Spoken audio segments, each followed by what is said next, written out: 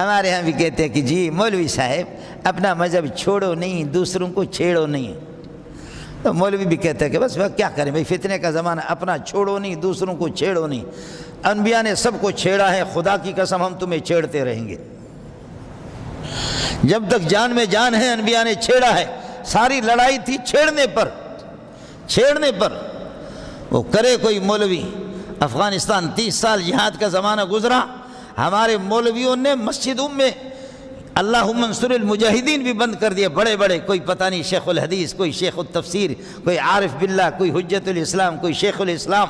اور جب طالبان کی حکومت آ گئی، سب سے پہلے ان کے جہازوں میں سفر کر رہے، ہم ہمیشہ تمہارے ساتھ رہے ہیں، ہمیشہ تو تم نے تو اپنے مسجدوں میں ان کے لیے دعا کرنا بھی بند کر دیا تھا۔ موقع پرست، جس وقت یہ ہے کہ سورج پرست، موسم کو دیکھو کہ موسمی بٹیر کس طرف جانا ہے۔ اپنا مذہب چھوڑو نہیں، دوسروں کو چھیڑو نہیں۔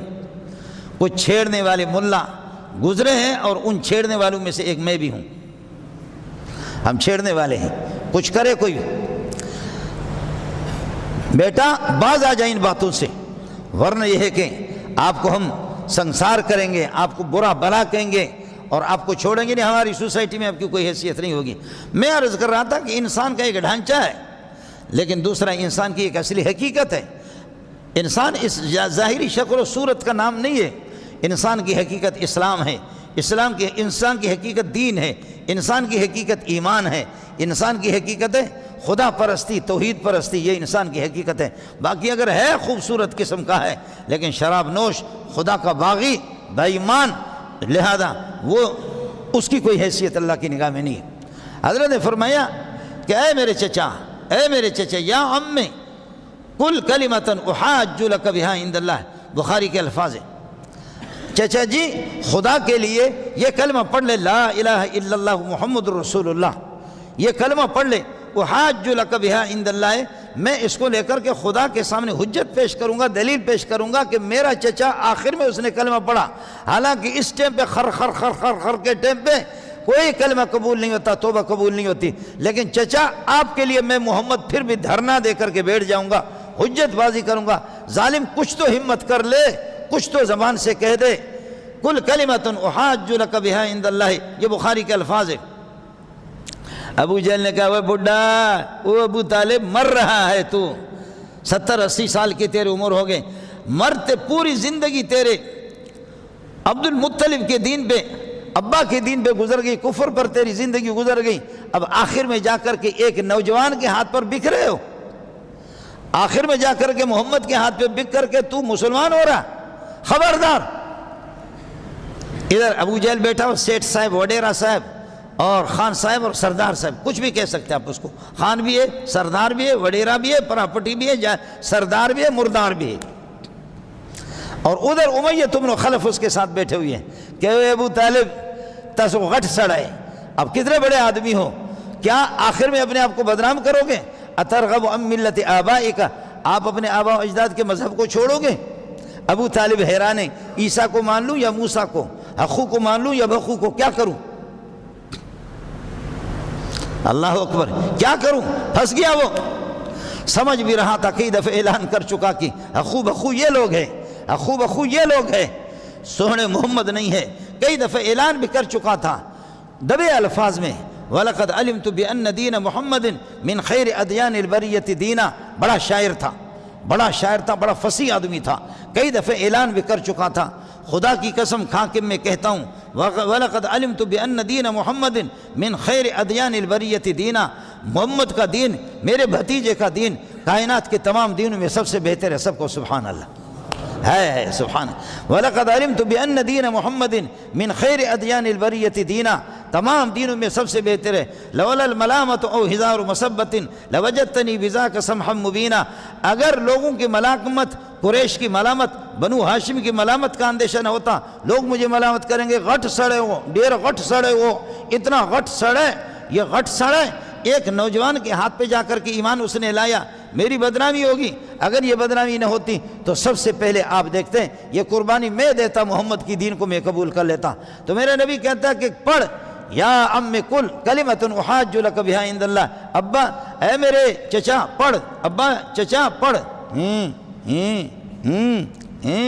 ادھر محمد کو دیکھ رہا ہے، قربان جائے میرے ماں باپ محمد کے مبارک چہرے پر، اور ادھر ان بدبختوں کو منحوسوں کو بھی دیکھ رہا ہے. آخر کار کسی کے مقدر میں اگر نہ ہو، میرا رب نہ چاہے تو میرے رب نے فرما بھی دیا انک لا تہدی من احببت، آپ راستہ تو دکھا سکتے ہیں لیکن ہدایت کے اوپر لا کر کسی کو کھڑا نہیں کر سکتے. ہدایت کو سینے میں داخل کرنا میرے رب کا کام ہے. تو چاہتا بھی ہے، پسند بھی کرتا ہے، تیرے چچا بھی ہے، تیرے محسن بھی ہے، اس کے احسانات بھی ہے، لیکن محمد تیرے اختیار میں نہیں ہے کہ چاہو ایمان جس کے سینے میں داخل کرو. یہ تیرے اختیار کی بات نہیں ہے، یہ سب کچھ میرے اختیار میں. انک لا تہدی من احببت، آپ جس کو محبوب رکھیں اس کو راہ راست پر لانا چاہے نہیں، راستہ دکھا سکتے ہیں کہ یہ صراط مستقیم ہے، اس پر چلو گے اللہ سے ملاقات ہوگی، اس پر چلو گے ایمان ملے گا، اس پر چلو گے اللہ کی خوشنودی حاصل ہوگی، اس راستے پر چلو گے جنت پہنچ جاؤ گے. آپ راستہ دکھا سکتے ہیں لیکن کسی کے سینے میں ایمان داخل نہیں کر سکتا. ایمان کو سینے میں داخل کرنا میرا کام ہے تو نہیں کر سکتا. اللہ اکبر. آخر کار ادھر دیکھتے ادھر دیکھتے ادھر دیکھتے ادھر دیکھ کہنے لگے انا علی ملت آبائی، میں اپنے آبا عبد المطلب اور پرانے لوگ ان کے مذہب پر ہوں.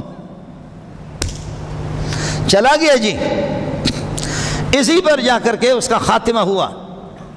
اور جب انسان کا خاتمہ کفر پر ہو جائے تو پھر قرآن کہتا بھی ہے ان الذين كفروا وماتوا وهم كفار اولئك عليهم لعنت اللہ، جن کا خاتمہ ایمان پر ہو وہ کوئی بھی ہو، اولئک علیہم لعنت اللہ والملائکۃ والناس اجمعین، اللہ کی لعنت ان پر بہے، فرشتوں کی بھی لعنت ہے، درختوں کی بھی لعنت ہے، پتھروں کی بھی لعنت ہے، اور جانداروں کی بھی لعنت ہے، درندوں کی بھی لعنت ہے، جنات کی بھی لعنت ہے، انسانوں کی بھی لعنت.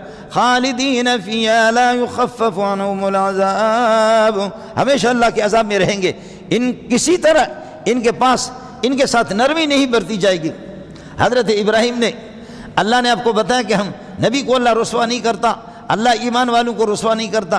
قرآن خود کہتا ہے یوم لا یخزی اللہ النبی والذین آمنوا معه نورهم یسعی بین ایدیہم وبایمانہم، اللہ نبیوں کو کبھی رسوا نہیں کرتا.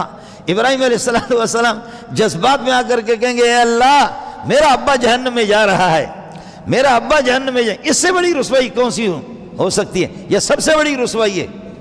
اللہ وَلَا تُخْزِنِي يَوْمَ يُبْعَثُونَ، جس دن لوگوں کو اٹھایا جائے گا مجھے رسوا نہیں کرنا. اور جب دیکھ اللہ آپ نے مجھ سے وعدہ کیا، مجھ سے وعدہ نہیں کیا، تبلیغی راوڑ والوں سے بھی وعدہ کیا، دینداروں سے تہجد گزاروں سے بھی وعدہ کیا، ایمان والوں سے سب سے وعدہ کیا. ایمان والوں کو آپ رسوا نہیں کریں گے. میں آپ کا لاڈلا خلیل اللہ ہوں، ابو الانبیاء